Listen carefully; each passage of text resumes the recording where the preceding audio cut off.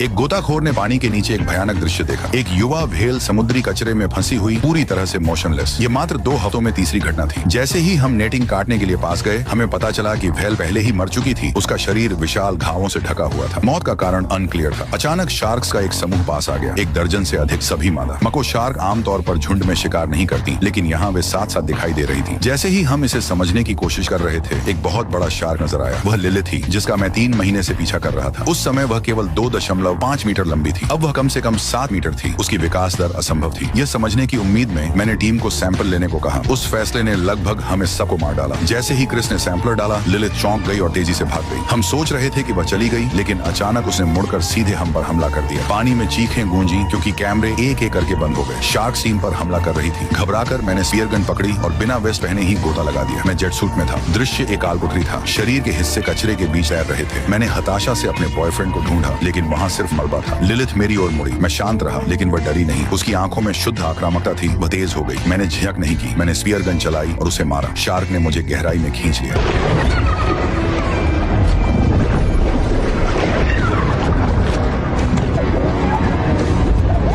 आखिरी कोशिश में मेरे चाकू ने लाइन काट दी और मैं मुश्किल से अपनी जान बचा पाया। 3 साल बीत चुके हैं, लेकिन मेरे बॉयफ्रेंड और टीम की मौत मुझे अभी भी सताती है। फिर एक पर्यावरण समूह ने मुझसे संपर्क किया। उन्होंने लिलिथ को फिर से देखा था। वह समुद्र से ताजे पानी की नदी में चली गई थी और पर्यावरण शार्क सामान्य रूप से जीवित नहीं रह सकी। समूह सोचता था कि वह खो गई है। मैं मानता था कि उसका कोई उद्देश्य था। ट्रैकिंग डेटा दिखा रही थी कि वह पेरिस के नीचे भूमिगत कैटाकॉम्ब्स में गहराई में जा रही है और हमलों को रोकने के लिए हम उस रात साइट पर पहुंच गए। भीड़ पहले से इकट्ठी हो चुकी थी, जिसमें पर्यावरण संगठन की मीका भी थी। वह गहरे पुल में कूद गई। लिलिथ को समुद्र वापस ले जाने की कोशिश कर रही थी, लेकिन चीजें भयानक रूप से गलत हो गईं। वहाँ सिर्फ एक शार्क नहीं थी, 2 थी। लिलिथ ने जन्म दिया था। पिल्ला मीका के पास खेल खेल में आया और उसे नुकसान नहीं पहुंचाया। मैंने मीका को बाहर निकलने के लिए चिल्लाया, चेतावनी दी कि नवजात शिशु वाली माँ शार्क बेहद खतरनाक होती है। वे हार्मलेस हैं। इससे पहले कि मैं पूरा कह पाता, पिल्ला चला गया और लिलिथ मीका के चारों ओर तेज गति से घूमने लगी। फिर गहराई में गोता लगा दी। मैंने चिल्लाया कि यह हमले का पूर्व संकेत है, लेकिन पहले ही बहुत देर हो चुकी थी।